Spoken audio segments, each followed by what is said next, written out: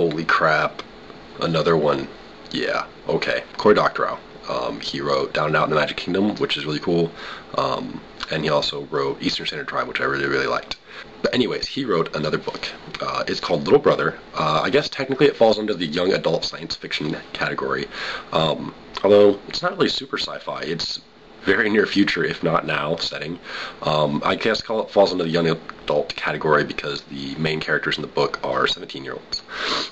The basic premise of the book is after a terrorist attack on San Francisco, a group of kids get picked up right after the attack happens, and basically by DHS, Department of Homeland Security, and detained as terrorists. And then some stuff happens.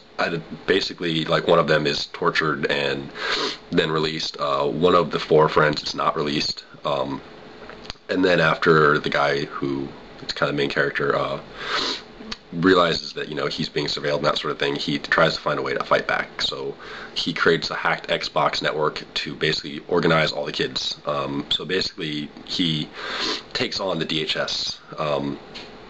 Pretty much, not single-handedly, but he is the behind-the-scenes ringleader of the group of kids taking over. I actually, as soon as I got done reading it, I wrote up a review of it to post on Amazon.com, a customer review. The problem with that is apparently in order to post a customer review, you have to be a customer with Amazon. But anyways, so I have this saved. I'm actually going to more or less read the book review, and I'm also probably going to expound on it just a little bit. So, Little Brother is the title of the book. Cory Doctorow is the author. This is the single scariest thing I think I've ever read. From chapter 3 on, terrified me. I mean, it was like reading my worst nightmare. Seriously. Those 3 chapters chilled me to the bone. Made you, to the point of almost being nauseous and so paranoid that you're like, I'm seriously like looking around, like wondering, am I being watched while I read this for being a subversive? The biggest thing that hit me about that wasn't just what was happening, and I should point out, those 3 chapters I'm talking about is basically when the kids are picked up and detained illegally by DHS. So it's not just the stuff that they do to them and how they treat them and that sort of thing, but it's also kind of the attitude of the jailers, so to speak. And that was almost scarier to me in the end, was just the idea of this.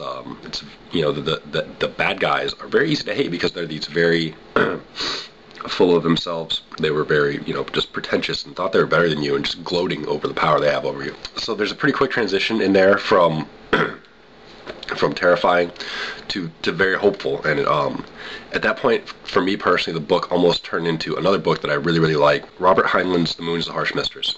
It's incredible. I mean, in addition to that, there's thoughts on polyamorous lifestyles and setting up an interesting family setup there and that sort of thing. But overall, it's an excellent book. It's a classic. If you haven't read it, you really, really should. Also, if you haven't read A Stranger in a Strange Land, not quite the same, but same author, both awesome books.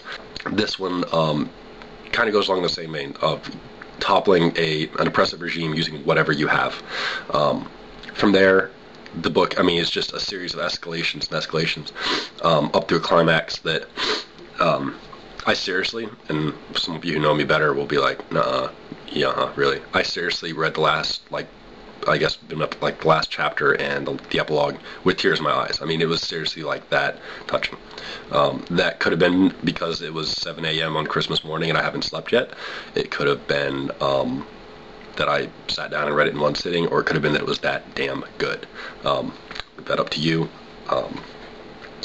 So beyond the main plots, you also have, subplots, and one of them that I found really interesting is the whole thing takes place in San Francisco, which is kind of the hippie capital of the world anyways, and kind of the counterculture underground, free thinking. Like, if you're a free thinker and you want to be with other free thinkers, you go to San Francisco, right? Right. Got, this kid who's the main character of the book. He's 17. His parents were both big hippies. And not just the hippies like we think of, like dirty, smelly, pot-smoking hippies, like, true, like, not revolutionaries, but, they were active. They were activists.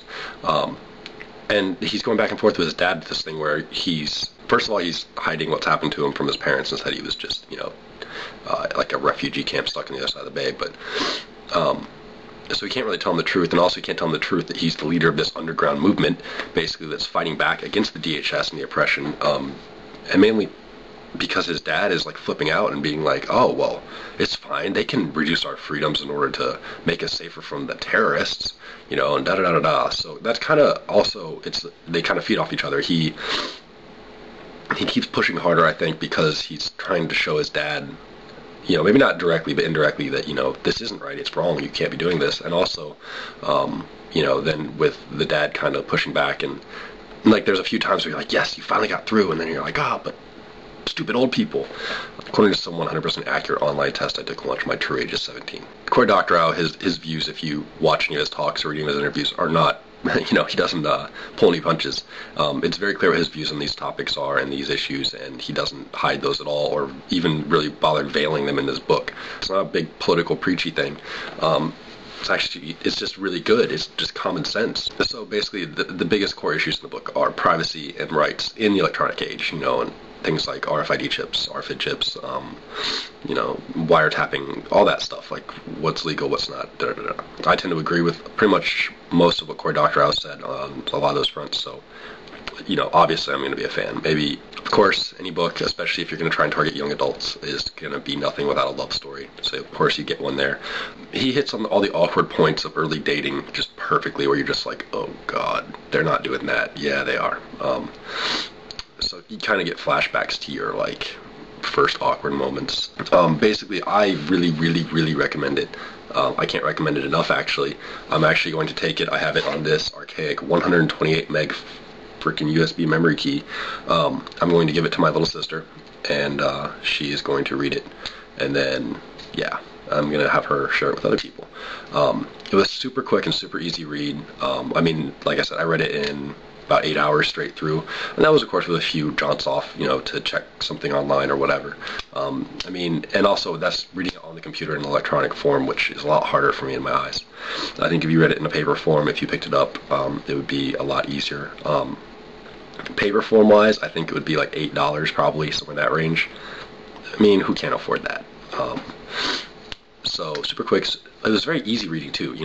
At points he gets a little bit technical, but what's nice is he basically explains it from the point of view of a 17-year-old geek trying to explain it to someone who doesn't get what's going on. So that's really cool. Because some of the stuff, even for me, I was kind of like, don't really know that, but it was still cool.